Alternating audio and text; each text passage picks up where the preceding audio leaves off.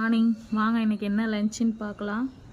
புளி சாதம், ஜெயஸ்ரீக்கு புளி சாதம், தொட்டுக்க 2 முட்டை பீஸ், அடுத்து காலிஃப்ளவர் சில்லி, அடுத்து ஸ்நாக்ஸ்க்கு மாம்பழம். இதுதான் இன்றைக்கி ஜெயஸ்ரீக்கு லஞ்சு. சரண் நேற்று ஒன்று பண்ணான். அவனுக்கு இப்போது ஜெயஸ்ரீ சரண் கொஞ்சம் எது கொடுத்தாலும் சாப்பிட்டுப்பான்.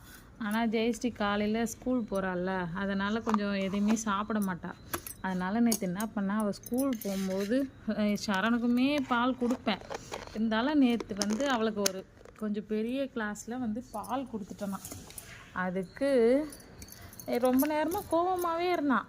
என்ன, ஏன் அப்படி கோபமாக இருக்கான், என்னடான்னு சொன்ன வேலை எதுவுமே செய்யலை, ஸ்கூலும் வேகமாகவே கிளம்பலை, என்னடா ஆச்சுன்னு கேட்டால் அது சொல்கிறான்.